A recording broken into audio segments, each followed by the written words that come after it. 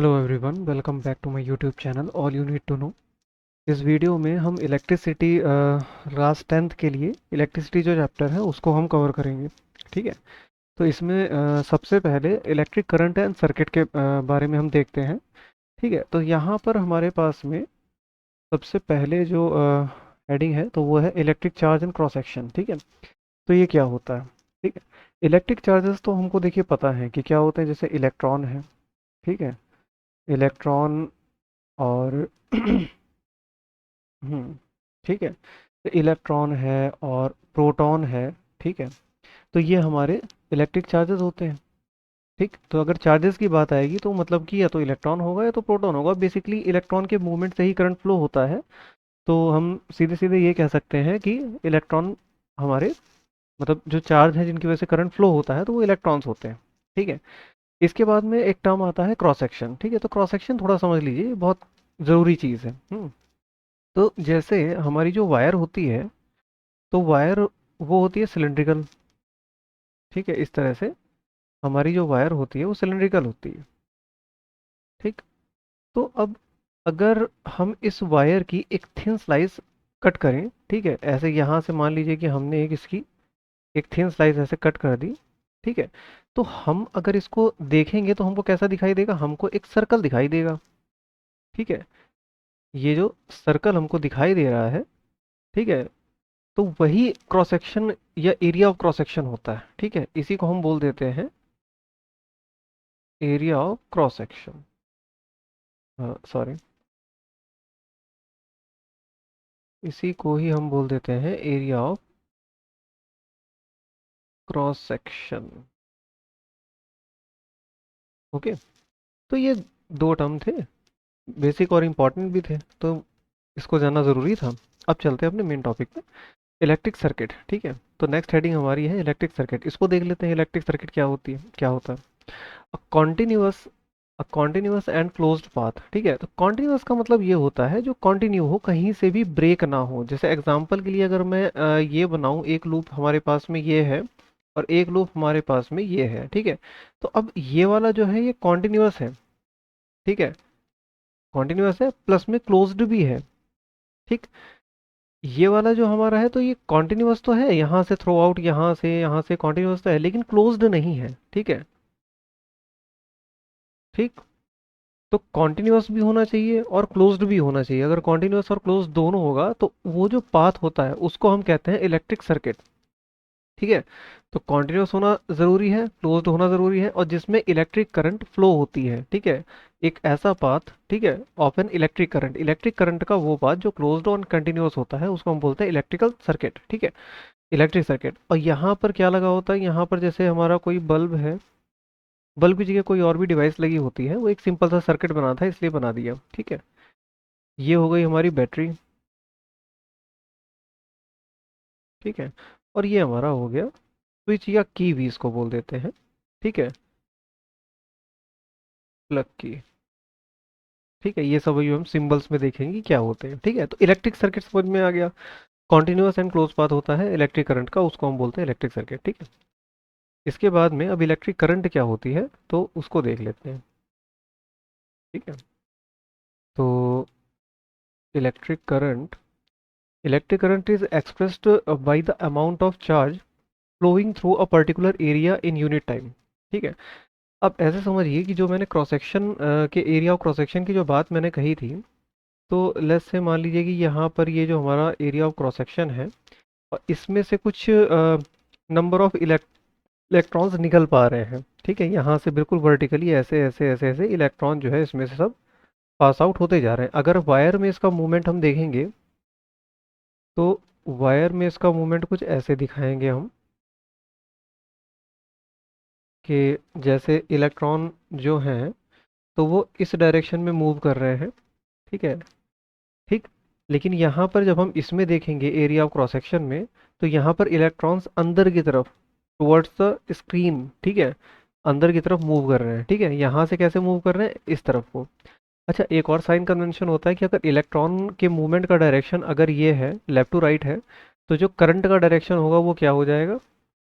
Right to left हो जाएगा। ठीक है। तो इस बात को बहुत अच्छे से ध्यान रखिएगा, इलेक्ट्रॉन के मूवमेंट के डायरेक्शन के अपोजिट डायरेक्शन में करंट फ्लो होता है। ठीक है, तो करंट का डायरेक्शन इससे पता चल गया। एरिया ऑफ क्रॉस सेक्शन, जितने नंबर ऑफ इलेक्ट्रॉन पास हो रहे हैं या जितना चार्ज हमारा पास हो रहा है, ठीक है, through a particular area in unit time. ठीक है, through a particular area in unit time, तो यूनिट टाइम में जो भी इसमें से चार्जेस पास आउट हो रहे हैं, तो उसी को हम कह देते हैं करंट, मतलब उसके फ्लो होने का रेट। इन शॉर्ट हम उसको ऐसे भी कह सकते हैं, it is the rate of flow of electric charges. ठीक है, तो इलेक्ट्रिक चार्जेस का जो रेट होता है फ्लो होने का, कि पर सेकेंड कितने चार्ज वहाँ से फ्लो हो रहे हैं, ठीक है, तो उसको हम बोल देते हैं इलेक्ट्रिक करंट। ठीक, अब जो इलेक्ट्रिक करंट होता है तो उसको हम किससे डिनोट करते हैं, उसको हम डिनोट करते हैं आई से। ठीक, और according to definition rate of flow of charge है, इलेक्ट्रिक चार्ज है, तो चार्ज को किससे रिप्रेजेंट करते हैं, चार्ज को कैपिटल क्यू से, और पर यूनिट टाइम है तो डिवाइडेड बाई टाइम। ठीक है, तो I is equals to Q upon T, ये हमारा फॉर्मूला भी हो गया। ठीक है, इलेक्ट्रिक करंट के लिए। ठीक है, इसके बाद डायरेक्शन ऑफ इलेक्ट्रिक करंट, जो बात अभी मैंने बताई थी, in an electric circuit the direction of electric current is taken as opposite to the direction of the flow of electrons. ठीक है, तो इलेक्ट्रॉन्स के फ्लो के अपोजिट जो डायरेक्शन होता है उसी को हम इलेक्ट्रिक करंट का डायरेक्शन कहते हैं। ओके, इसके बाद next, a net charge q flows across any cross section of a conductor in time t, then the current I through the cross section is I is equals to q by d। ये मैंने ऊपर बता दिया है। ठीक है, इसको मैं लिख दे रहा हूँ यहाँ पर। ठीक है, कि जो करंट होगी हमारी, ठीक है, नेट चार्ज q, अगर हमारे पास एक नेट चार्ज q है, ठीक है, जो कि किसी भी क्रॉस सेक्शन एरिया से पर यूनिट टाइम में या टी टाइम में पास आउट हो चुका है, ठीक है, तो इसी के रेशियो को हम क्या कह देते हैं, आई कह देते हैं। ठीक है, तो I is equals to Q by T with respect to time. ठीक है, हमने ये फॉर्मूला डराइव कर दिया था पहले ही। ठीक, अब इसके बाद में एसआई यूनिट क्या होती है, तो एसआई यूनिट इलेक्ट्रिक चार्ज की कितनी होती है, कुलाम होती है।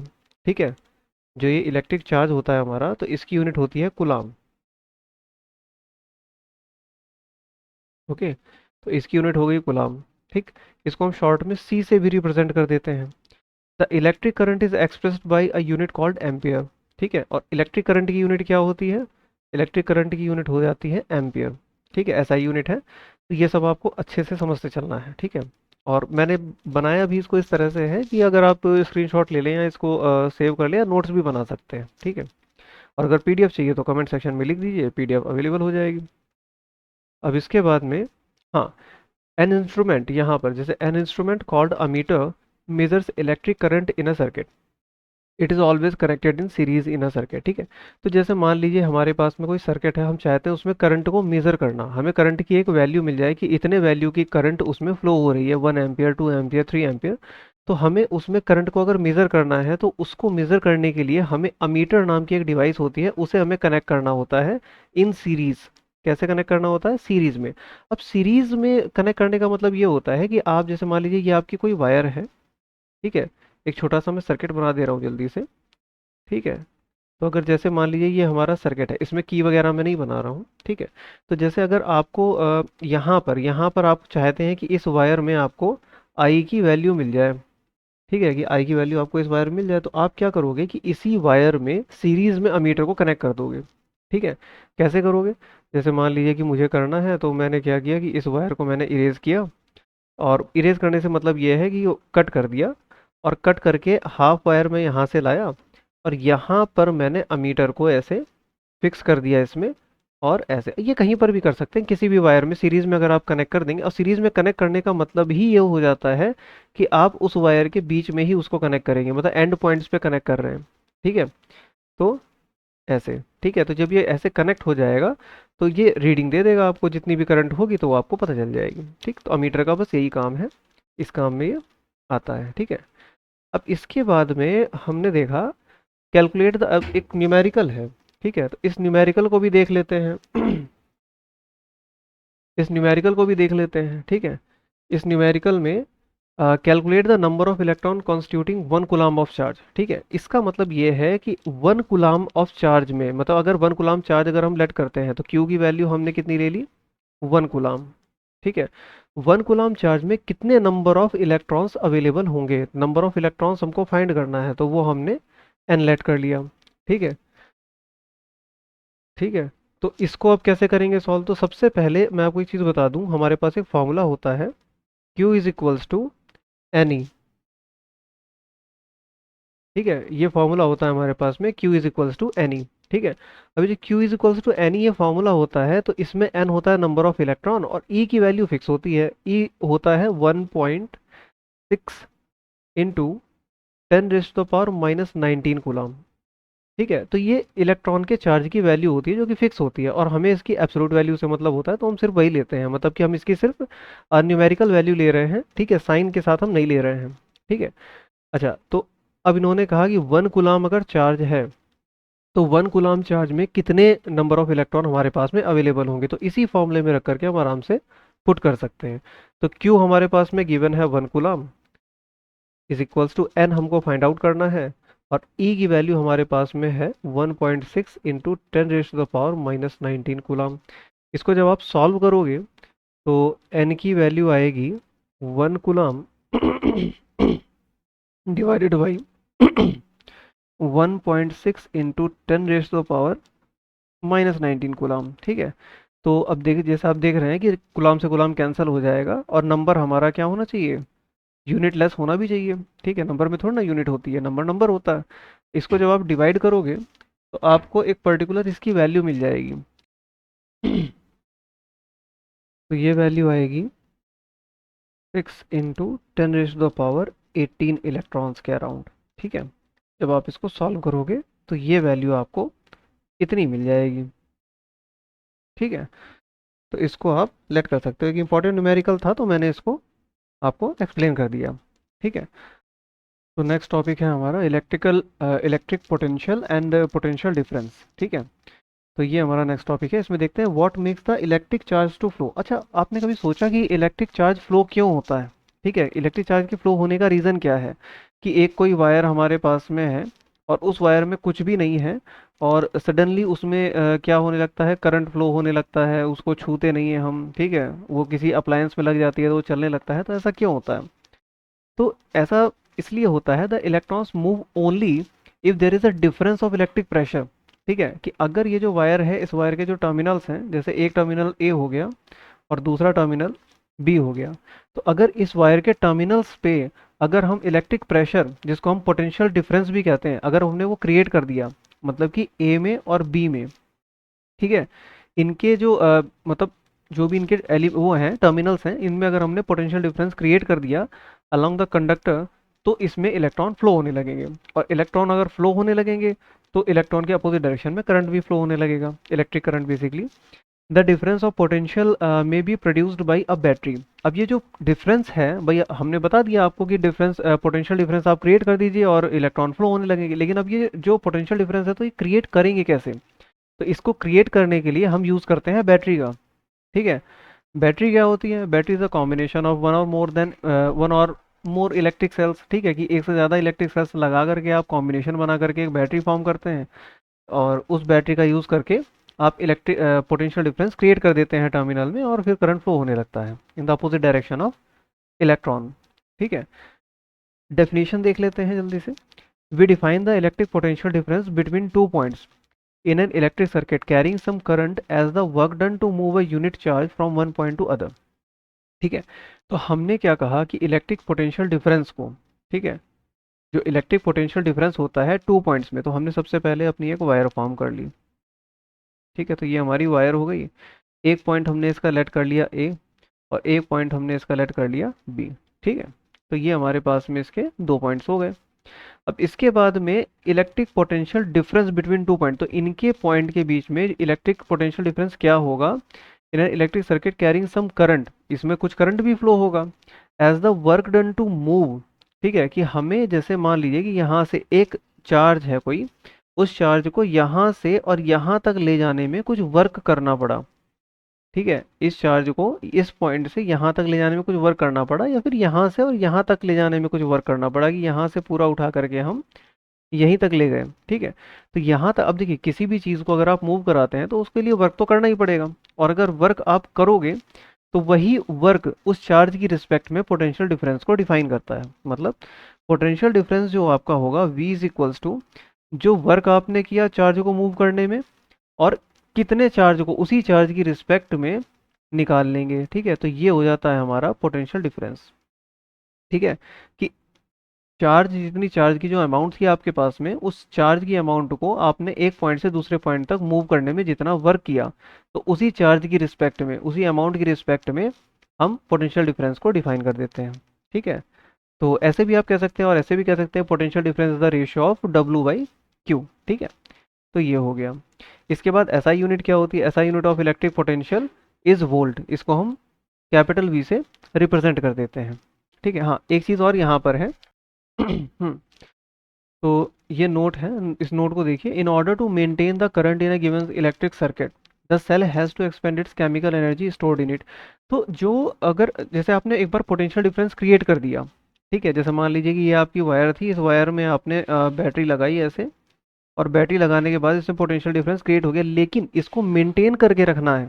ठीक है, क्योंकि एक बार मान लीजिए कि आपने मतलब इसमें पोटेंशियल डिफरेंस क्रिएट कर दिया, एक बार चार्ज मूव हो गया, थोड़ा सा करंट फ्लो हुआ, उसके बाद बंद हो गया, तो हमें ऐसा तो करना नहीं है। हम चाहते हैं कि कॉन्टिन्यूसली इसमें करंट का जो फ्लो है तो वो कॉन्टिन्यूसली होता रहे। तो उसके लिए क्या करना पड़ेगा? इसको मेंटेन करके रखना पड़ेगा। In order to maintain the current in a given electric circuit the cell has to expend its chemical energy. तो इसकी जो केमिकल एनर्जी होती है उसको एक्सपेंड करता है वो। इसमें केमिकल एनर्जी, ये जो बैटरी होती है, बैटरी की जो केमिकल एनर्जी होती है, इसको एक कंटिन्यूसली एक्सपेंड करता रहता है, जिससे कि इसमें कंटिन्यूसली करंट फ्लो होता रहे। ठीक है, तो एक छोटा सा नोट था, ये भी कवर हो गया। इसके बाद में फिर से नेक्स्ट आगे मूव करते हैं।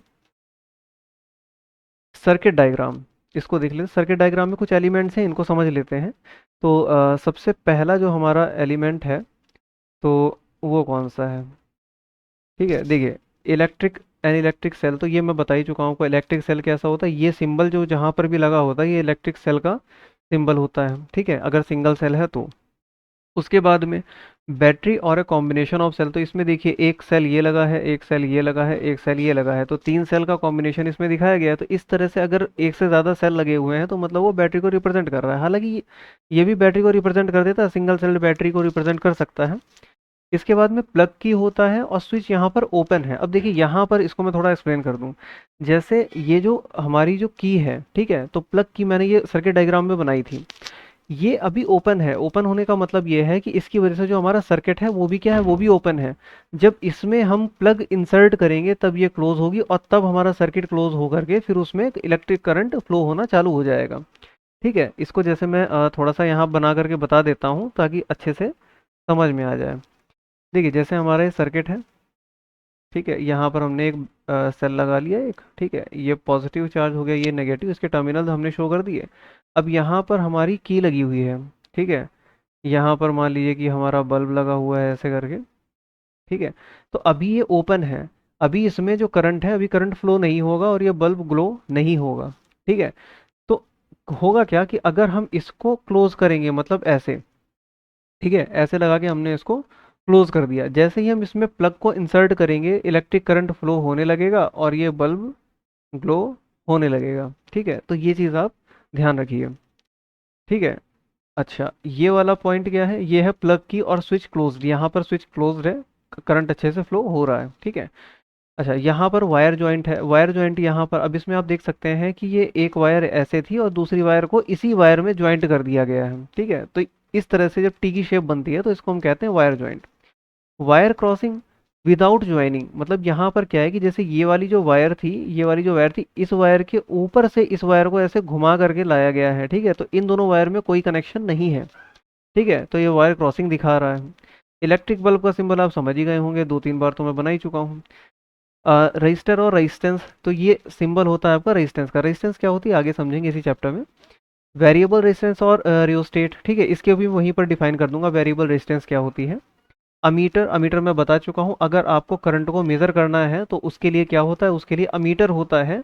और ये किस में कनेक्ट होता है? ये कनेक्ट होता है सीरीज में।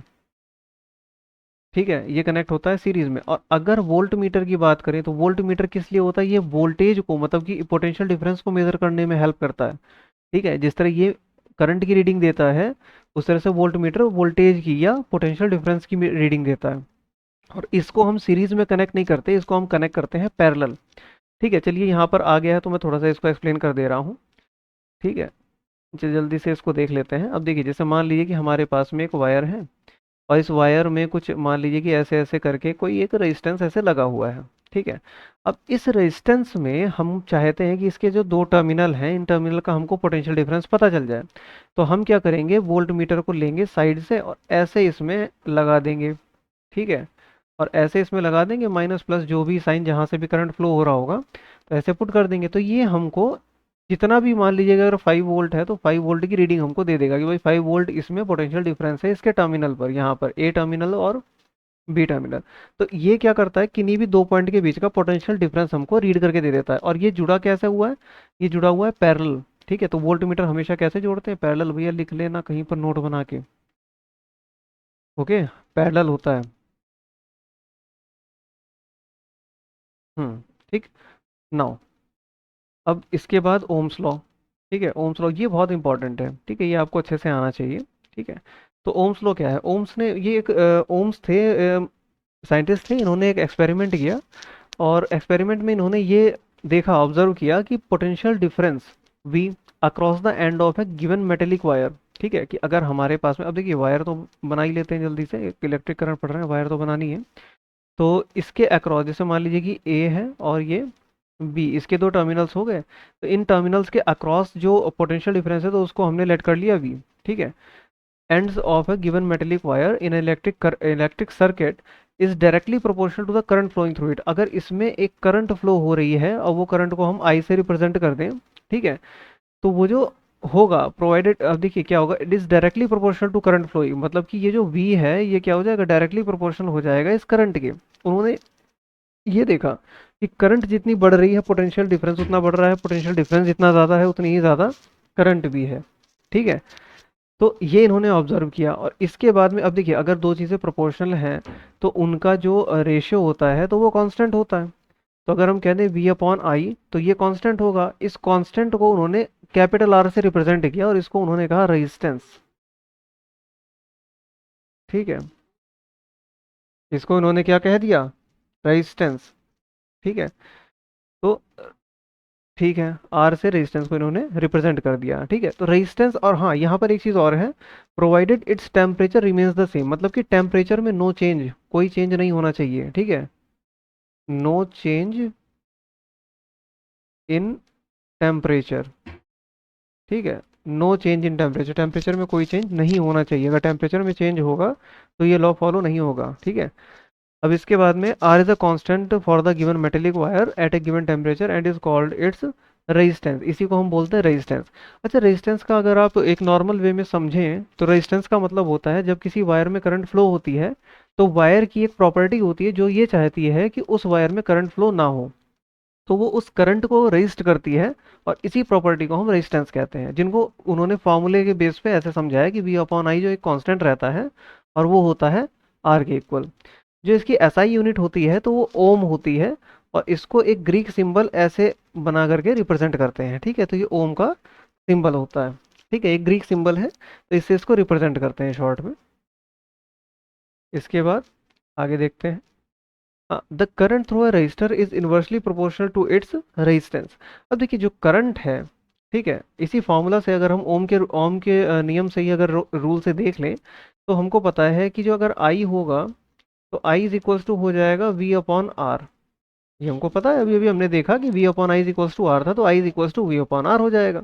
अब अगर I is equals to V upon R है, ठीक है, तो यहाँ पर जो आई है, दिस इंप्लाइज दैट, क्या इंप्लाई कर रहा है कि जो आई है तो ये इनवर्सली प्रोपोर्शनल है किसके, आर के, ठीक है, इनवर्सली प्रोपोर्शनल है आर के, ठीक। अब इसके बाद में नोट है, इस नोट को देख लीजिए, ठीक है। In many practical cases it is necessary to increase or decrease the current in an electric circuit. A component used to regulate current without changing the voltage source is called variable resistance. तो कई सारे जो practical cases होते हैं, in many practical cases it is necessary to increase और decrease the current, ठीक है। तो ऐसे जो प्रैक्टिकल केसेस होते हैं तो उसमें ज़रूरत पड़ती है हम कभी कभार करंट को इंक्रीज करें, कभी कभार करंट को डिक्रीज करें। तो जो करंट होती है किसी इलेक्ट्रिक सर्किट में उसको इंक्रीज या डिक्रीज करना पड़ता है।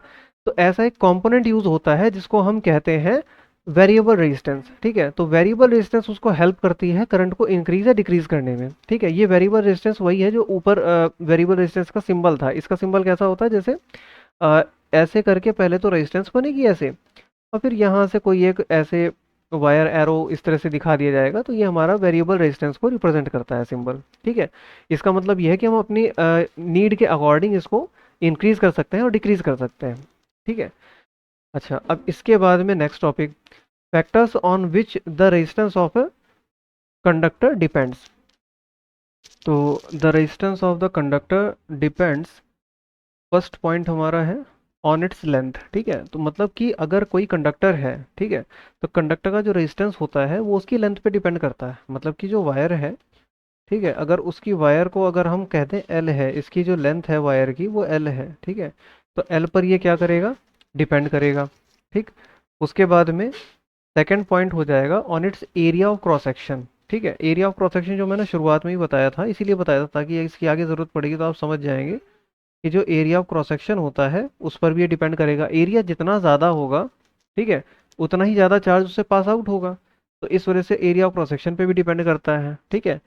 लेंथ पे भी डिपेंड करता है, ठीक है। तो आर, सबसे पहली चीज़ तो है कि जो आर है वो डायरेक्टली प्रोपोर्शनल होता है एल के, ठीक है। उसके बाद में जो आर है, मतलब जो रेजिस्टेंस है, वो इन्वर्सली प्रोपोर्शनल होता है एरिया के। क्यों? अगर एरिया ज़्यादा होगा, एरिया अगर ज़्यादा होगा तो उसमें से चार्ज ज़्यादा फ्लो होंगे, अगर चार्ज ज़्यादा फ्लो होंगे तो रेजिस्टेंस उसकी क्या है, कम है। अगर रेजिस्टेंस कम है, ठीक है, तो उसमें से चार्ज ज़्यादा फ्लो होगा, ठीक है। तो इसीलिए जो एरिया होता है, अब ऐसे समझिए, एरिया जितना ज़्यादा बड़ा हो जाएगा तो उतने ज़्यादा चार्ज यहाँ से निकल जाएंगे, और जितने ज़्यादा चार्ज यहाँ से निकलेंगे करंट भी उतना ज़्यादा फ्लो होगा। तो इसकी जो रेजिस्टेंस जो प्रॉपर्टी है जो रेजिस्ट कर रही है करंट को, तो वो उतने अच्छे से रेजिस्ट नहीं कर पाएगी, ठीक है। तो रेजिस्टेंस क्या हो जाएगी, लो। जो अच्छे कंडक्टर होते हैं उनमें भी यही चीज़ फॉलो होती है, ठीक है। और अगर सेम मटेरियल है तो उसका आप एरिया बढ़ा करके, एरिया ऑफ क्रॉस सेक्शन, कोई मोटी वायर ले लें और उसको अगर यूज़ करेंगे तो उससे क्या होगा, अच्छे से करंट उसमें फ्लो होगी। और थर्ड पॉइंट होता है उसके मटेरियल के ऊपर, ठीक है, जो उसके नेचर, जो भी उसका मटेरियल होता है कंडक्टर का, तो उसके ऊपर इंसुलेटर है, कंडक्टर है, ठीक है। तो ये भी चीज़ मैटर करती है, उसमें कितने फ्री इलेक्ट्रॉन्स हैं, ठीक है। तो ये चीज़ भी मैटर करती है कि फ्री इलेक्ट्रॉन्स होने चाहिए। तो मोस्टली मेटल इसीलिए यूज़ की जाती हैं, उनमें फ्री इलेक्ट्रॉन्स अच्छी अमाउंट में होते हैं, तो आराम से करंट का मूवमेंट हो जाता है। जो एसआई यूनिट होती है रेजिस्टिविटी की, वो इसको, हाँ, फॉर्मूला इसका क्या बनेगा, फॉर्मूला देख लेते हैं सबसे पहले। अगर हम इन दोनों को कंबाइन कर दें, दोनों इक्वेशन, दोनों ये जो हमारे पास में है फर्स्ट स्टेटमेंट है और सेकंड स्टेटमेंट है, इन दोनों स्टेटमेंट को अगर हम कंबाइन करें तो हमको क्या मिलेगा, एल अपॉन ए, ठीक है। और अगर इसी को फर्दर सॉल्व कर दें या एक कांस्टेंट ऑफ प्रोपोर्शनैलिटी अगर हम रख दें, तो वो आएगा R is equals to rho L upon A, ठीक है। तो यहाँ पर ये जो टर्म है ये रो है, इसको बोलते हैं रो, आर एच ओ, ठीक है। तो पी नहीं है, पी के जैसा लग रहा है, ये होता क्या है, रो होता है, ठीक है। इसको बोलते हैं रेजिस्टिविटी, इसको बोलते हैं रेजिस्टिविटी, ठीक है। और इसको रिप्रेजेंट किससे करते हैं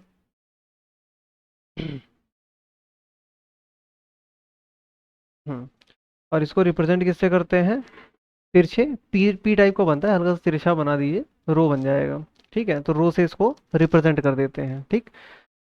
तो ये भी हो गया। It is a characteristic property of the material, और ये मटेरियल की कैरेक्टरिस्टिक प्रॉपर्टी होती है, मटेरियल वाइज वेरी करती है, ठीक है। अगर किसी की रेजिस्टिविटी कम है तो वो अच्छा कंडक्टर होगा, और जिसकी रेजिस्टिविटी ज़्यादा होगी तो वो बुरा कंडक्टर होगा। यहाँ पर हम बता, इसको शॉर्ट में लिख देते हैं नोट डाल करके, इसको आप लोग ध्यान रखिएगा, ठीक है। अगर रेजिस्टिविटी, सॉरी आर से नहीं, अगर रेजिस्टिविटी अगर हाई है, ठीक है, तो कंडक्टर कैसा होगा, कंडक्टर होगा बैड, बैड कंडक्टर होगा। और अगर रेजिस्टिविटी लो है, रेजिस्टिविटी अगर लो है तो गुड कंडक्टर होगा,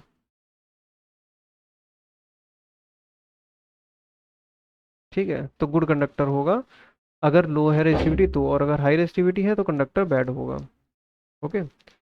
अब आ जाते हैं नेक्स्ट टॉपिक, हाँ, resistance of a system of resistors, ठीक है। In various electrical gadgets we often use resistors in various combination. तो कई सारे ऐसे इलेक्ट्रिकल गैजेट्स होते हैं जिसमें हम रजिस्टर के कॉम्बिनेशन को यूज़ करते हैं। कभी कभार हमको रेजिस्टेंस ज़्यादा चाहिए होती है तो उसके लिए हम रेजिस्टेंस को यूज़ करते हैं, कई कभार हमको रेजिस्टेंस कम चाहिए होती है, उसके लिए हम रेजिस्टेंस के कॉम्बिनेशन को यूज़ करते हैं। वो भी इक्विवेलेंट रेजिस्टेंस जब बताएंगे तब क्लियर हो जाएगा। तो there are two method of joining the resistor together, कि हमारे पास दो तरीके से हम रजिस्टर्स को क्या कर सकते हैं, कंबाइन कर सकते हैं या जोड़ ज्वाइन कर सकते हैं। तो पहला मेथड हमारे पास में अवेलेबल है सीरीज का। ठीक है, तो सीरीज में क्या होता है कि रजिस्टर्स को end to end end points के उनको क्या कर देते हैं, ज्वाइन कर देते हैं। अब जैसे हमारा ये फिगर बना हुआ है, तो अगर इस फिगर में आप देखो तो ये हमारा पहला R1 रजिस्टर है, ये R2 रजिस्टर है और ये R3 रजिस्टर है। तो ये जो R1 रजिस्टर के जो एंड पॉइंट्स हैं, ये देखिए ये जो एंड पॉइंट्स है ये R2 रजिस्टर के एंड पॉइंट से मीट कर रहे हैं और इसी के एंड पॉइंट ये इससे भी मीट कर रहे हैं। ठीक है, तो सीरीज में रजिस्टर एक के बाद एक मिलाते चले जाते हैं। जैसे इसकी टेल है और इसका हेड है, तो फिर इसकी टेल हो जाएगी, इसका हेड हो जाएगा, और इस तरह से इनको कंबाइन करते हुए हम चलेंगे। ठीक है, तो हमारे पास में तीन रजिस्टर्स हैं, उनको हमने सीरीज में कनेक्ट करके रखा हुआ है। ठीक है, करंट का डायरेक्शन ये दिया हुआ है, डाउनवर्ड्स है यहाँ से, ये करंट का डायरेक्शन हो गया। ज्वाइनिंग और रजिस्टर टुगेदर इन सीरीज। अच्छा, यहाँ पर एक नोट है, उसको भी देख लीजिए। In a series combination of resistor the current is same in every part of the circuit और the same current through each resistor. ठीक है, अब यहाँ से अगर आप देखें तो एक वायर हमारे पास में अवेलेबल है, यहाँ से अगर आई करंट जा रही है तो इन सभी रजिस्टर्स में से, मतलब कि R1 वाले में से, R2 वाले में से और R3 वाले में से, सब में से एक सेम करंट ही फ्लो होगी। ठीक है, इसमें करंट सेम होती है, लेकिन पोटेंशियल डिफरेंस दूसरा अलग अलग होगा। मतलब कि इसके टर्मिनल पे पोटेंशियल डिफरेंस कुछ और होगा, इसके पोटेंशियल डिफरेंस कुछ और होगा, और इसके टर्मिनल पे पोटेंशियल डिफरेंस कुछ और हो जाएगा। ठीक है, तो पोटेंशियल डिफरेंस तो डिफरेंट रहता है, लेकिन जो करंट रहती है वो सेम रहती है। ठीक है, इसके बारे में भी आगे और देख लेंगे। सेकंड जो हमारे पास कॉम्बिनेशन का मेथड होता है वो होता है पैरेलल। ठीक है, अब जैसे यहाँ पर कहा कि इन पैरेलल पैरेलल कॉम्बिनेशन में क्या होता है, जैसे R1 रजिस्टर है, तो देखिए R1 की ये जो टेल है और ये हेड है। ठीक है, तो ये अगले वाले रजिस्टर की टेल से नहीं जुड़ा है, ये वैसे ही एक ही टर्मिनल से, मतलब कि ए टर्मिनल से ही पहला वाला रजिस्टर जुड़ा था, तो उसी से R2 भी जुड़ा है, उसी से R3 भी जुड़ा है। तो जब सेम टर्मिनल से रजिस्टर्स जुड़े होते हैं उसको हम बोलते हैं पैरेलल कॉम्बिनेशन। ठीक है, इसमें क्या होगा, अब क्योंकि टर्मिनल सेम है तो सेम टर्मिनल पे पोटेंशियल डिफरेंस इन सभी का क्या हो जाता है, सेम हो जाता है। तो इस केस में पोटेंशियल डिफरेंस सेम रहता है, लेकिन करंट अलग अलग हो जाती है। इसमें कुछ अलग करंट होगी, इसमें कुछ अलग करंट होगी, इसमें कुछ अलग करंट होगी। ओके, अब इसमें आगे देखते हैं, इक्विवेलेंट रेजिस्टेंस देख लेते हैं। इक्विवेलेंट रेजिस्टेंस क्या होती है। इक्विवेलेंट रेजिस्टेंस के केस में क्या होगा, इन सीरीज में, in a series combination of resistors the current is the same in every part of the circuit. ठीक है, तो जो सीरीज कॉम्बिनेशन में होता है तो रजिस्टर्स में करंट, मैं अभी बता चुका था, ऊपर मैंने बताया था कि रजिस्टर जो सारे रजिस्टर्स होते हैं सीरीज कनेक्शन में, तो उसमें करंट सब में सेम होती है। ठीक है, every part of the circuit और the same current through each resistor. तो मैं जल्दी से एक फिगर बना देता हूँ यहाँ पर। जैसे ये हमारी बैटरी लगी है, ये हमारी क्लोज है, यहाँ पर मैंने ऐसे बना दिया, इसका मतलब ये क्लोज की है हमारी। अब यहाँ पर मैं तीन रजिस्टर ले रहा हूँ। ठीक है, ये फर्स्ट रजिस्टर हो गया, ये सेकंड हो गया और ये थर्ड रजिस्टर हो गया। ठीक है, यहाँ से ऐसे फॉर्म हो गया। ठीक है, तो इसको हमने ले लिया R1, इसको हमने ले लिया R2 और इसको हमने ले लिया R3। ठीक है, तो ये तीन रजिस्टर्स हमारे पास में हो गए। ठीक, अब जैसा कि देख पा रहे हैं कि ये सारे के सारे जो तीनों रजिस्टर हैं सीरीज कॉम्बिनेशन में है। ठीक है, तो इस केस में क्या होगा, अब देखिए करंट पोटेंशियल डिफरेंस क्या होता है, इन सब में अलग होता है। द पोटेंशियल, अब देखिए the potential difference across a combination, combination के अक्रॉस, मतलब ये जो कॉम्बिनेशन है इसके अक्रॉस जो पोटेंशियल डिफरेंस होगा यहाँ पर। ठीक है, combination of resistor in series is equal to the sum of potential difference across the individual registers.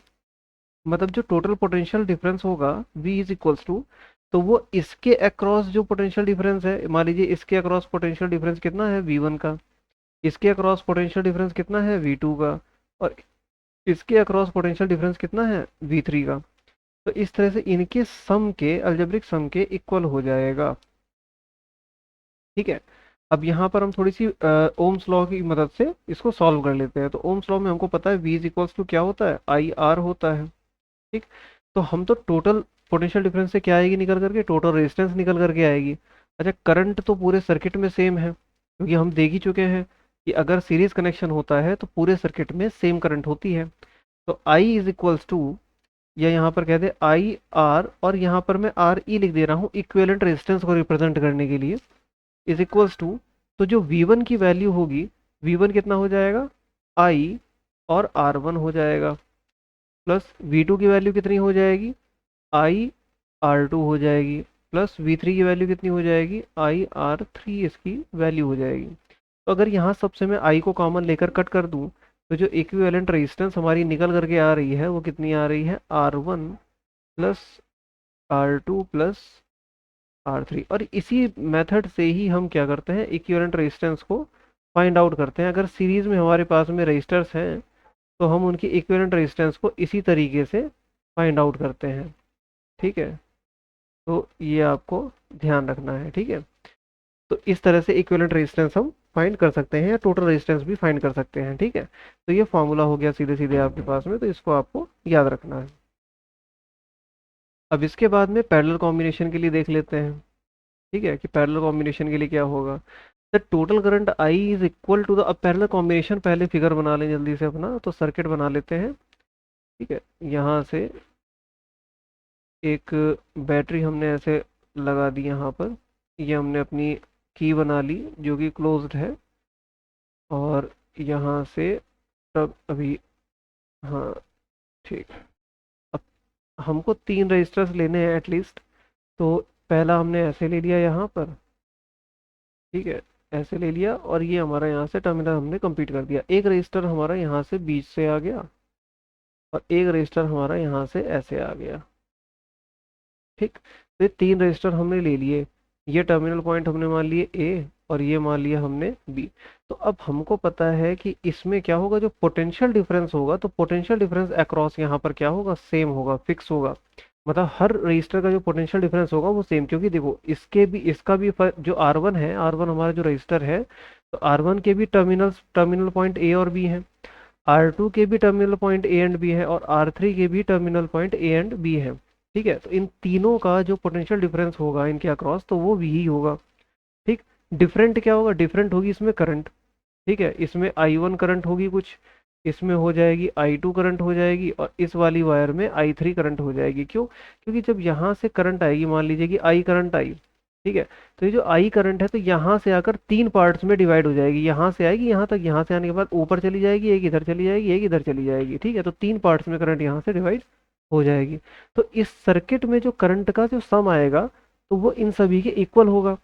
ठीक है, the total current I is equal to the sum of separate current through each branch of the combination. तो जो total current होती है, मतलब कि capital I, तो वो जो इनकी ब्रांचेस हैं, इन ब्रांचेस में जितना भी करंट गया है तो उसके सम के इक्वल होगी। तो I1 plus I2 plus I3। तो अब I का, अब देखिए ओम्स लॉ से हम I का फॉर्मूला निकाल लेते हैं। तो I इज इक्वल्स टू क्या हो जाएगा, V R, I is equals to क्या हो जाएगा, सॉरी वी आर नहीं होगा, एक मिनट। ठीक है, देखिए होता क्या है कि v upon I is equals to R होता है, ये हमने ओम्स लॉ में पढ़ा था।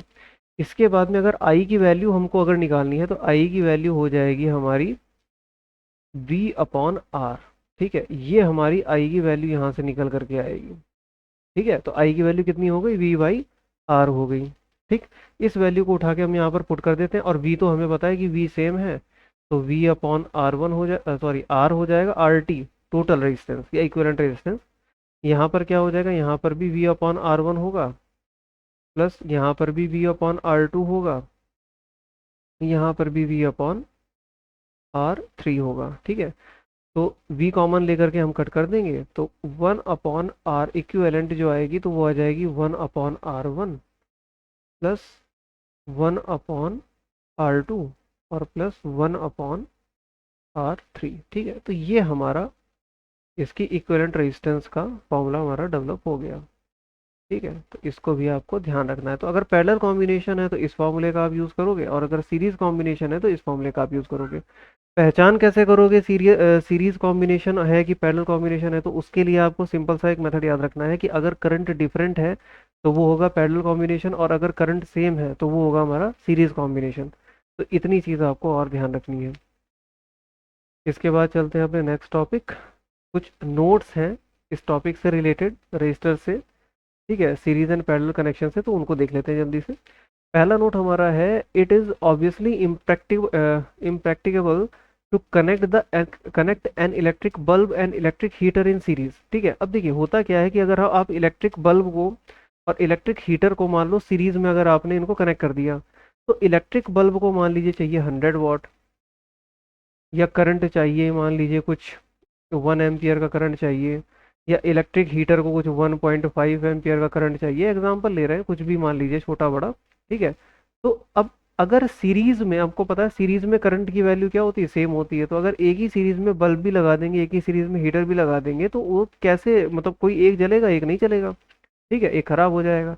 तो इस वजह से because they need current in current of widely different values. ठीक है, क्योंकि अब इलेक्ट्रिक हीटर को और इलेक्ट्रिक बल्ब को दोनों को ही अलग अलग वैल्यू का करंट चाहिए होता है। ठीक है, तो इस वजह से हम इन ऐसी चीज़ों को सीरीज में नहीं लगा सकते। ठीक है, तो सीरीज कॉम्बिनेशन के ये वाले मतलब थोड़े से डिसएडवांटेज होते हैं। हाँ, एक चीज़ और मैं बता दूं, जब भी लोड की अगर हम बात करें तो देखिए इलेक्ट्रिक बल्ब है उसका भी अपना रेजिस्टेंस है, और इलेक्ट्रिक हीटर है उसका भी अपना रेजिस्टेंस है। तो अब रेजिस्टेंस के कॉम्बिनेशन हमने पढ़े हैं, तो ये भी रेजिस्टेंस ही है एक तरह से, तो इस चीज़ को ध्यान रखिएगा।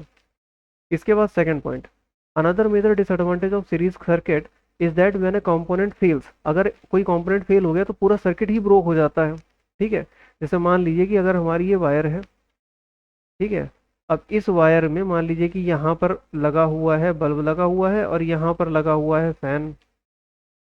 ठीक है, अ, हाँ ये फैन है। ठीक है, तो बल्ब और ये फैन है। ठीक है, तो अब होगा क्या कि जब करंट आएगा, मान लीजिए कि सर्किट यहाँ पर ब्रेक हो गया या यहाँ पर ब्रेक हो गया, तो बल्ब जलेगा फैन नहीं चलेगा, और अगर यहाँ ब्रेक हो गया तो ना बल्ब जलेगा ना फैन जलेगा। तो सीरीज का एक ये भी डिसएडवांटेज है। ठीक है, कि कोई भी कंपोनेंट फिर वर्क ही नहीं करेगा। ठीक है, इस तरह पहले जब जो लड़ी लगा करती थी शादियों के टाइम पे या दिवाली वगैरह के टाइम पे, तो उसमें क्या होता था कि बल्ब अगर खराब हो गया, ठीक है, तो उसको चेक करना बड़ा मुश्किल हो जाता था।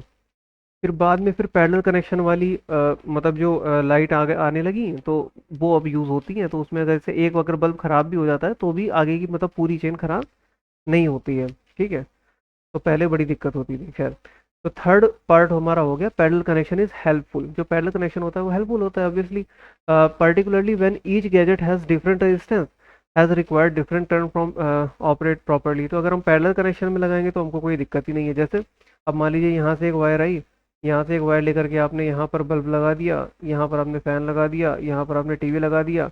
अब अगर ये यहाँ से ब्रोक हो जाता है तो ये नहीं चलेगा, लेकिन ये दोनों चलेंगे। अगर ये भी ब्रोक हो गया तो कम से कम ये तो चलेगा ही चलेगा। ठीक है, तो पैरेलल कनेक्शन के ये सब फायदे होते हैं, और रेजिस्टेंस भी पैरेलल कनेक्शन में लो हो जाती है। ठीक है, पैरेलल कनेक्शन में लो रेजिस्टेंस मिलती है और सीरीज कनेक्शन में हाई रेजिस्टेंस मिलती है। तो ये भी बात अभी जब इसके जब न्यूमेरिकल्स करेंगे, इस लेक्चर में तो नहीं लेकिन नेक्स्ट लेक्चर में जब न्यूमेरिकल करेंगे तो और ज़्यादा क्लियर हो जाएगा। इसके बाद में नेक्स्ट है हमारा heating effect of electric current. तो इसको भी देख लेते हैं, heating effect of electric current क्या होता है। टू मेंटेन द करंट, अब देखिए हमने शुरुआत में ही इसमें देखा था कि अगर हमको मेंटेन करके रखना है करंट को, मैंने बताया था ना सर्किट में अगर मेंटेन करके रखना है करंट को, the source has to keep expending its energy. तो जो सोर्स है तो उसको अपनी एनर्जी कंटिन्यूसली एक्सपेंड करनी पड़ेगी। A part of the source energy is maintaining the current may be consumed into useful work like rotating the blade of an electric fan. The rest of the source energy may be expended in heat to raise the temperature of the gadget. अब होता क्या है कि जैसे मान लीजिए हमने कुछ एनर्जी दी, एनर्जी प्रोवाइड कराई। ठीक है, अब जो मेंटेन कर रहे हो आप बैटरी को, कंटिन्यूसली एनर्जी डेवलप हो रही है, वो एनर्जी डेवलप कर रही है, करंट कंटिन्यूसली फ्लो हो रही है। तो वो जो एनर्जी है तो वो जा कहाँ रही, तो उसमें से काफ़ी एनर्जी तो यूजफुल वर्क में अपने लग गई। जैसे मान लीजिए पंखा है, फैन है, तो वो अपना रोटेट हो रहा है, लेकिन रोटेट होने के साथ साथ वो हीट भी हो रहा है। ठीक है, हीट क्यों हो रहा है, क्योंकि जो कुछ एनर्जी बचती है rest of the source energy, मतलब जो बैटरी सोर्स यहाँ पर मतलब क्या है, सोर्स का मतलब बैटरी, तो बैटरी की जो एनर्जी होती है तो वो एक्सपेंड हो जाती है हीट एनर्जी में, और टेम्परेचर रेज कर देती है गैजेट का। ठीक है, तो एक ये दिक्कत होती है। खैर, if the electric circuit is purely resistive, अब प्योरली रेजिस्टिव का मतलब क्या होता है, अगर कोई इलेक्ट्रिक सर्किट है और प्योरली रेजिस्टिव है, that is a configuration of resistors only, मतलब कि सिर्फ रजिस्टर्स ही लगे हैं, only connected to a battery, the source energy continuously get dissipated entirely in the form of heat. अब जैसे हीटर होता है, हीटर में क्या होता है कि उसमें नाइक्रोम की वायर होती है, उसका रेजिस्टेंस होता है हाई। ठीक है, तो जब आप कनेक्ट करते हो तो इस तरह से होती है ना, इस तरह से ऐसे ऐसे करके कॉइल मतलब लगी रहती है हीटर में ऐसे। ठीक है, तो ये नाइक्रोम वायर की होती है। जब आप इसमें सोर्स से कनेक्ट कर देते हो तो इसमें क्या होता है कि करंट अच्छे से करंट फ्लो फ्लो होने लगती है, लेकिन इसकी रेजिस्टेंस तो है हाई। तो जब ये एक प्योरली रेजिस्टिव सर्किट होता है, जब प्योरली रेजिस्टिव सर्किट की मतलब जो रेजिस्टेंस को डायरेक्टली बैटरी से कनेक्ट कर दिया, ठीक है, तो उस केस में क्या होता है कि जो एनर्जी होती है वो पूरी की पूरी हीट में डेवलप होती है, पार्शियली एनर्जी थोड़ी बहुत लाइट में, और बाकी की पूरी एनर्जी हीट में कन्वर्ट हो जाती है। ठीक। तो ये इसी इफेक्ट को बोलते हैं heating effect of electric current. This effect is utilized in device such as electric heater, electric iron etcetera. और इसी इफेक्ट का यूज किस किस में करते हैं, जैसे अभी मैंने बताया, एक तो इलेक्ट्रिक हीटर का एग्जांपल लिया, और दूसरा इलेक्ट्रिक आयरन भी होता है, घर पे आपको प्रेस करनी है तो कैसे करोगे। ठीक है, तो उसके लिए इलेक्ट्रिक आयरन में जो कॉन्सेप्ट यूज होता है वो सेम यही हीटिंग इफेक्ट ही यूज हो जाता है। ठीक है, अब इसके बाद में कुछ थोड़ा सा कैलकुलेशंस देख लेते हैं। ठीक है, उसके बारे में। अब देखिए, जैसे हमारे पास में हमने क्या किया कि एक सर्किट हमने लेट कर लिया, मान लीजिए। ठीक है, ये हमने लिया एक सर्किट लेट कर लेते हैं जल्दी से। ये हमने सर्किट अपना बना लिया। ठीक है, अब इसमें एक ऐसे करके रेजिस्टेंस हमने ले ली।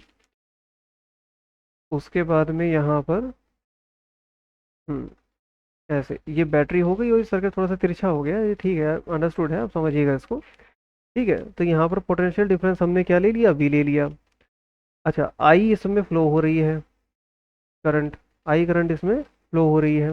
ठीक है, टर्मिनल्स भी हमको पता है, इसके टर्मिनल्स ए बी ऐसे हमने सब लेट कर लिए। ठीक है, तो इतना ये सिनेरियो है अभी इसका। तो आई करंट जब इसमें फ्लो हो रही है और वी इसमें पोटेंशियल डिफरेंस है, तो चार्ज को ले जाने में कुछ वर्क किया गया होगा। चार्ज को एक पॉइंट से, एक टर्मिनल से दूसरे टर्मिनल तक, मान लीजिए कि यहाँ से और यहाँ तक, या सीधे सीधे मान लीजिए टर्मिनल यहाँ से पूरा चार्ज आया, यहाँ से ऐसे ऐसे, ठीक है, और पूरा यहाँ से वापस यहाँ तक लाने में हमें उसमें कुछ वर्क करना पड़ा। तो जो वर्क होगा तो वर्क कितना हो जाएगा, तो W इज इक्वल्स टू हो जाएगा वर्क वी क्यू। ये कैसे हुआ, अभी हमने फॉर्मूला पढ़ा था, V इज इक्वल्स टू क्या होता है, W अपॉन क्यू होता है। ठीक है, पोटेंशियल डिफरेंस में बताया था। तो इससे हमारा W मतलब वर्क जो होगा वो क्या हो जाएगा, वी क्यू हो जाएगा। ठीक। Therefore source must supply energy equal to V Q. तो अब सोर्स को, जो सोर्स है हमारा बैटरी जो है, ठीक है, तो source source must supply energy, supply must supply energy equal to V Q. ठीक है, तो जो सोर्स होगा तो वो एनर्जी किसके इक्वल सप्लाई करेगा, वी क्यू के इक्वल ही एनर्जी सप्लाई करेगा हमको। वी क्यू क्या है, वी क्यू तो हमारा वर्क है ना, तो वर्क के जितना वर्क किया गया है उतनी ही एनर्जी उसको सप्लाई करनी पड़ेगी। ठीक है, इन टी टाइम, सपोज दैट कि उसको इतना करने में टाइम भी तो कुछ लगा, तो हमने लेट कर लिया in tea time, small tea time हमने लेट कर लिया कि स्मॉल टी टाइम उसको लगा इतनी एनर्जी सप्लाई करने में, चार्ज को यहाँ से वहाँ मूव करने में। तो जो पावर इनपुट होगा सर्किट के लिए, देन देन जो पावर इनपुट होगा, तो पावर इनपुट कितना हो जाएगा, उसको हम P से रिप्रेजेंट करेंगे, और P इज इक्वल्स टू हो जाएगा हमारा वी क्यू अपॉन टी। ठीक है, और इसको अगर हम थोड़ा सेपरेट करके अगर लिखें, तो Q अपॉन टी, और Q अपॉन टी क्या होता है, करंट होता है, तो ये हो जाएगा सिंपली वी आई। तो इसको शॉर्ट में हम लिख सकते हैं, जो हमारा पावर इनपुट होगा वी आई हो जाएगा ऐसे। ठीक है, तो ये हमारा पावर का इनपुट होगा जो। ये हुआ कैसे, तो ये देख लेते हैं। पावर का फॉर्मूला आपने पढ़ रखा होगा, पावर इज इक्वल्स टू होता है work upon time. Power is equals to क्या हो जाता है, वर्क अपॉन टाइम हो जाता है। ठीक है, तो इसी फॉर्मूला का यूज हमने किया कि P is equals to work upon time कर दिया है, विद रिस्पेक्ट टू टाइम, मतलब कितने टाइम में इतना वर्क कंप्लीट हुआ है, टाइम की रिस्पेक्ट में हमने रेट निकाल दिया। ठीक है, रेट ऑफ वर्क। ठीक, तो वही हमारा पावर को रिप्रेजेंट कर रहा है कि इतनी पावर हमको कंज्यूम करवानी पड़ेगी, या सोर्स इतनी पावर हमको रिलीज करेगा। ठीक है, या फिर इसको एक तरीके से और देख सकते हैं, जैसे एक टॉपिक और ले लें, just a bit, यहाँ पर। ठीक है, तो energy supplied to the circuit by source in time T is P into T. ठीक है, मतलब टी टाइम में जो एनर्जी सप्लाई की गई है, तो टी टाइम में कितनी एनर्जी सप्लाई की गई है, एनर्जी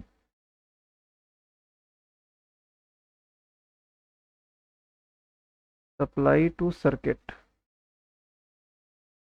इन टाइम टी,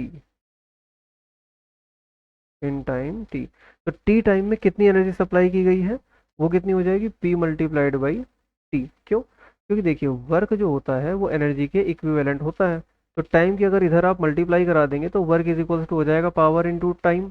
ठीक है, और वर्क एनर्जी के इक्विवेलेंट होता है, तो एनर्जी जितनी सप्लाई हम कर की जा रही है तो वो एनर्जी क्या हो जाएगी, पी इंटू टी हो जाएगी। इसको शॉर्ट शॉर्ट में आप क्या लिख सकते हो, पी की वैल्यू होती है वी आई, तो वी आई टी हो जाएगा। ठीक है, वी आई टी हो जाएगा। ठीक। अच्छा, अब इसके बाद में, अब क्योंकि अगर देखिए प्योरली रेजिस्टिव सर्किट है, तो ये जो पूरी एनर्जी है तो ये किस में कन्वर्ट हो रही है, हीट एनर्जी में कन्वर्ट हो रही है, तो इसी को हम कैपिटल एच से रिप्रेजेंट कर देंगे, और एच इज इक्वल्स टू आ जाएगा वी आई टी। ठीक है, तो अगर हीट एनर्जी अगर आपसे पूछी जाए न्यूमेरिकल में तो आप निकाल सकते हैं कि हीट एनर्जी क्या हो जाएगी, वी आई टी हो जाएगी। इतनी एनर्जी टी टाइम में इतनी उसको प्रोवाइड की जाएगी।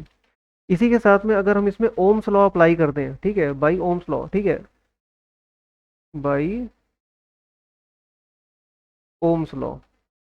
ठीक है, तो ओम्स लॉ क्या होता है, ओम्स लॉ के according V is equals to क्या हो जाता है, आई आर हो जाता है। ठीक है, ओम्स लॉ के according V is equals to I R हो जाता है। तो यहाँ पर जो V है, तो अगर हम इसमें वैल्यू पुट कर दें तो एक फॉर्मूला हमारे पास निकल करके आ रहा है, H इज इक्वल्स टू और आई स्क्वायर आर टी। ठीक है, ये बहुत इंपॉर्टेंट फार्मूला है और इसको जूल्स लॉ भी बोलते हैं। ठीक है, H is equals to I square R T. ठीक है, तो ये भी हमारे पास में एक लॉ है। ठीक है, इस लॉ का हम यूज़ कर सकते हैं। ठीक, अब इस लॉ में क्या होता है वो भी देख लेते हैं। तो जूल्स लॉ जो ऑफ हीटिंग जो है, तो इसमें इन्होंने बताया है फर्स्ट पॉइंट, तो डायरेक्टली प्रोपोर्शनल होता है किसके, स्क्वायर ऑफ करंट के। मतलब यहाँ पे देखिए जो हीट है, तो हीट क्या है, डायरेक्टली प्रोपोर्शनल है आई स्क्वायर के। इसके बाद second directly proportional to resistance. अब देखिए रेजिस्टेंस के भी डायरेक्टली प्रोपोर्शनल है, मतलब जितनी ज़्यादा रेजिस्टेंस होगी उतनी ज़्यादा हीट डेवलप होगी। आई करंट का मतलब करंट के स्क्वायर के ही प्रोपोर्शनल हो गया। ठीक है, इसके बाद directly proportional to the time for which the current flow through. ठीक है, तो मतलब ये भी है कि जितनी देर तक करंट फ्लो होगा, अब ये भी आप देखते हैं कोई इलेक्ट्रिकल डिवाइस है, अप्लायंस है, वो जितनी देर तक चलता है उतना ज़्यादा हीट करता है। ठीक है, तो एक तो इसका ये पॉइंट हो गया। तो ये joules law of heating based मतलब है कॉन्सेप्ट, इसको अच्छे से समझ लीजिए। 3 पॉइंट है, आपको 3 पॉइंट याद रखने हैं, और फॉर्मूला ये इंपॉर्टेंट है, यूज होता रहता है न्यूमेरिकल्स में बहुत ज़्यादा। ठीक है, तो ये भी इंपॉर्टेंट है, इसको याद रखना है। ठीक है, इसके बाद में नेक्स्ट टॉपिक और देख लेते हैं। नेक्स्ट टॉपिक हमारा है practical application of heating effect of electric current. इनमें से कई सारे तो मैं बता ही चुका हूँ, जैसे लॉन्ड्री आयरन बता चुका हूँ, टोस्टर आपको पता होगा, टोस्टर में यही कॉन्सेप्ट यूज़ करते हैं, इलेक्ट्रिक ओवन होता है उसमें भी यही यूज़ करते हैं, इलेक्ट्रिक केटल में भी यूज़ करते हैं, हीटर में भी यूज़ करते हैं, इन सभी में इस कॉन्सेप्ट का यूज़ करते हैं। अच्छा, एक एक हमारे पास में एक फ्यूज नाम की यूटिलिटी होती है, इसको हम क्यों यूज़ करते हैं। A fuse is placed in series with the device, it consist of a piece of wire made of a metal और एन अलॉय और appropriate melting point, an example of aluminium, copper, iron, lead etcetera. इसका देखिए simple सा phenomena क्या होता है, fuse एक wire type में होता है, जैसे ये वायर है, ये हमने लगा दिया। अब इस वायर की कैपेबिलिटी है कि ये खाली 5 एम्पियर तक का करंट ही मतलब सस्टेन कर सकता है। ठीक है, और आगे जो अप्लायंस है, तो वो अप्लायंस मतलब कि अगर 5 एम्पियर से ज़्यादा करंट ये भी 5 एम्पियर का कर सकता है। ठीक है, तो अगर ऐसे मान के चलिए कि ये, और 4.5 मान लेते हैं इसको, 4.5 एम्पियर का, कि मान लीजिए ये हमारा अप्लायंस है, ये हमारा टीवी है। ठीक है, अगर इस टीवी को अगर 5 एम्पियर का करंट अगर मिल गया तो ये खराब हो जाएगी। ठीक, और यहाँ पर सोर्स है हमारा गड़बड़। ठीक है, जो बाहर से सोर्स है, तो यहाँ से मतलब कुछ भी करंट ज़्यादा कम आ सकता है। ठीक है, उस पर हमें भरोसा नहीं है। तो मान लीजिए यहाँ से मान लीजिए करंट आ गया कुछ ज़्यादा, मान लीजिए 16 एम्पियर का करंट आ गया। अब अगर ये करंट यहाँ से और टीवी तक पहुँच गया, तो टीवी तो खाली 5 एम्पियर का करंट का लोड सह सकता है, तो ये हो जाएगा खराब। तो इसलिए यहाँ पर फ्यूज लगा दिया जाता है 4.5 एम्पियर या कुछ भी ऐसा जो इससे कम हो। ठीक है, जो इतने करंट को जाने ही ना दे। जैसे ये यहाँ पर आएगा तो ये यही वायर ही नहीं इतने करंट को सह पाएगा 16 एम्पियर को, तो ये ब्रोक हो जाएगा, और जब ये ब्रोक हो जाएगा तो करंट आगे जाएगा नहीं, करंट आगे जाएगा नहीं तो टीवी हमारी बच जाएगी। और जब करंट नॉर्मल होगा तो फिर से इस वायर को रिप्लेस कर देंगे, तो फिर से हमारा सर्किट कंटिन्यू हो जाएगा, तो हम यहाँ पर अपना फिर से कर सकते हैं। तो ये भी एक मतलब कि यूटिलिटी जो अप्लायंसेस हैं उनको सेव करने में heating effect of electric current का यूज़ हो जाता है, कि हीटिंग इफेक्ट से ये मेल्ट हो जाता है फ्यूज वायर और हमारे सर्किट बच जाते हैं। ठीक है, इसके बाद में इलेक्ट्रिक इलेक्ट्रिक पावर क्या है, इलेक्ट्रिक पावर ये भी बता चुके हैं वैसे ऊपर ही। The rate of doing work is power, ये जो हमने बताया ना, P इज इक्वल्स टू और W/T, ये बताया था, पावर यही होता है। वर्क कितना था, वर्क था VQ/T, ठीक है। तो ये हो गया, इसी को हमने कह दिया था VI, ठीक। तो यही हमारी पावर होती है। This is also the rate of consumption of energy, तो मतलब जो पावर, भाई देखिए जितनी पावर से वर्क हो रहा है और उसी जितनी पावर वर्क हो रहा है उतनी पावर कौन दे रहा है, सोर्स दे रहा है, तो मतलब कि एनर्जी कंजप्शन का जो रेट है वो भी यही है। The SI unit of electric power is what, इसकी जो एसआई यूनिट होती है वो क्या होती है, वॉट होती है। और 1 kilowatt is equals to, 1 kilowatt थोड़ी सी बड़ी यूनिट होती है पावर की, वो उसके इक्वल टू होता है 1000 वाट, ठीक है। तो 1 किलोवाट होता है 1000 वाट के इक्वल हो जाता है। अच्छा, इसी को 1 किलोवाट को ही 1 यूनिट भी बोलते हैं। घर में होता है ना कि कितने यूनिट बिजली चली, कितने यूनिट बिजली का बिल आया, तो 1 यूनिट इसी को रिप्रेजेंट करते हैं, ठीक है।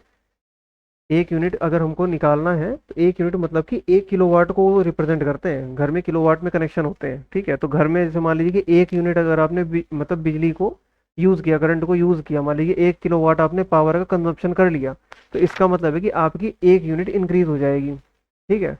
और 1 यूनिट कुछ 4 या 5 रुपए की चलती है, या 6 रुपए, मतलब अर्बन एरियाज में ऐसे। अच्छा, तो इसको थोड़ा सा कैलकुलेट कर लेते हैं। तो 1 किलोवाट को, ठीक है, थोड़ा सा इसमें जूल में कनेक्शन देख लेते हैं, 1 किलोवाट का जूल में क्या रिलेशन होता है, ठीक है। तो 1 किलोवाट का मतलब होता है 1000 वाट, तो ये हमने कर दिया 1000 वाट मल्टीप्लाइड बाई आवर। आवर कितना हो गया, अच्छा आवर में सेकंड कितनी होती है, तो आवर में सेकंड कितनी होती है, 3600 सेकंड्स होती हैं, ठीक है।